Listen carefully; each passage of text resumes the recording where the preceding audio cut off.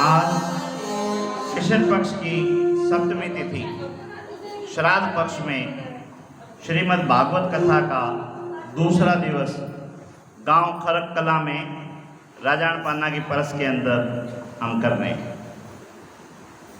प्रथम पूज्य गणेश जी के चरणों में प्रणाम करते हैं, माँ भगवती के चरणों में प्रणाम करते हैं, अपने अपने माता पिता के चरणों में प्रणाम करते हैं, अपने गुरुजनों के चरणों में प्रणाम करते हैं, अपने क्षेत्रपाल के चरणों में प्रणाम करते हैं, अपने कुल देवता कुल देवी के चरणों में प्रणाम करते हैं, अपने भूमिया के चरणों में प्रणाम करते हैं।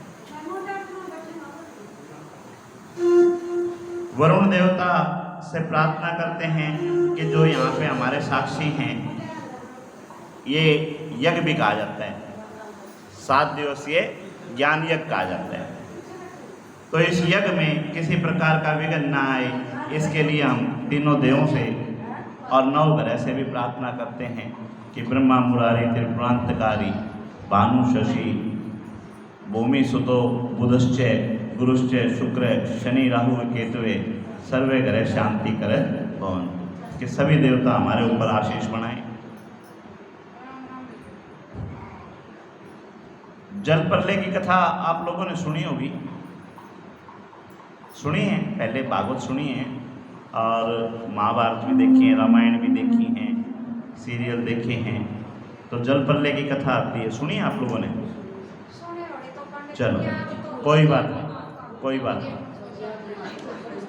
ये भागवत बार बार हमने सुननी यूँ है ताकि जो चीज़ हम भूल रहे हैं वह चीज़ याद आ जाए। ऐसा इस सृष्टि में कुछ है ही नहीं जो मेरे पास हो रहा आपके पास ना हो, बस ये होता है कि भूल पड़ जाती है, तो उसको बार बार याद करने के लिए हमारे को ये कथाएं बार बार सुननी होती हैं और कोई दूसरा कारण भी नहीं। जब भी मकान खंडर हो जाता है तो हम उसको उतरवा के नए सिरे से बनवाते हैं, कारण भाई रहने लायक रहा नहीं तो उसको हटा के नया बनाएंगे। इसी प्रकार ये सृष्टि भी जब रहने लायक नहीं रह जाती तो परमात्मा इसका प्रलय करके इसको संहार कर देते हैं और दोबारा से इस सृष्टि की रचना होती है। और ये एक बार की प्रक्रिया नहीं है, ये बार बार होती रहती है।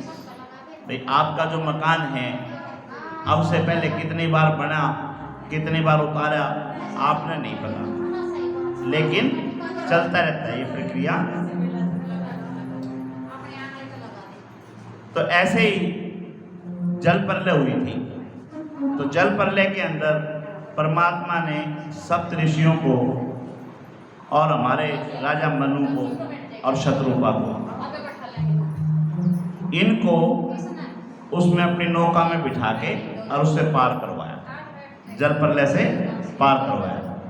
यानी परमात्मा ने मत्स्य रूप में आके जल के अंदर अपने भक्तों की रक्षा की।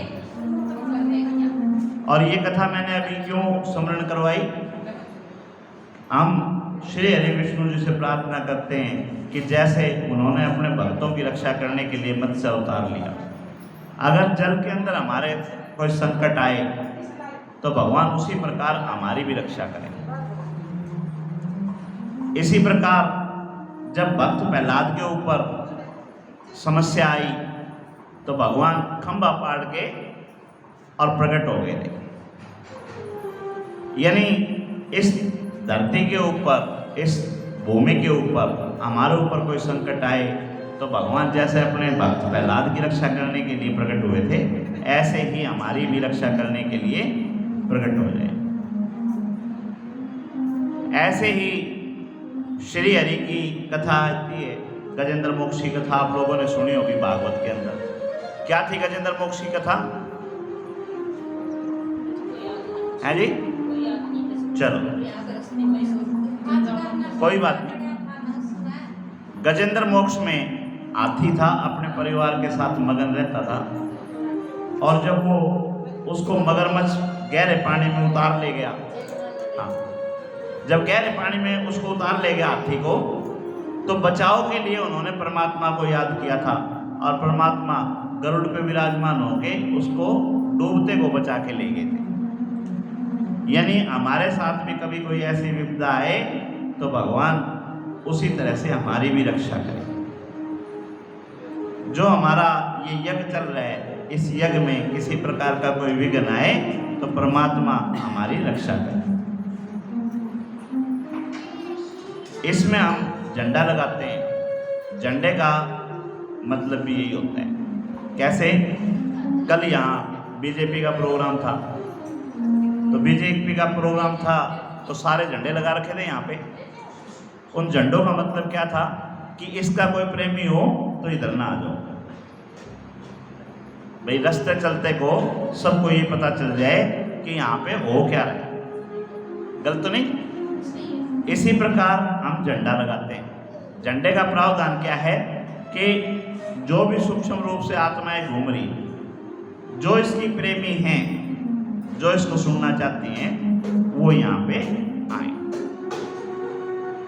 और जब इसका झंडा लगा हुआ है तो हमारे साथ अगर कोई पंगा ले तो वो हमारे साथ पंगा नहीं है, वो किसके साथ पंगा है? वो इनके साथ पंगा है। यानी जिसने पंगा लेना हो वो अपना सामर्थ्य देख ले कि भाई इनके साथ पंगा ले सकते हैं, नहीं सकते। महाभारत के अंदर भी अर्जुन के रथ के ऊपर झंडा लगाया था तो स्वयं हनुमान जी उस रथ की रक्षा करते थे। ये झंडे का प्रयोजन है। इसी प्रकार हम तुलसी माता को विराजमान करते हैं यहाँ पे। क्या कारण है तुलसी माता क्यों विराजमान करते हैं जी यहाँ?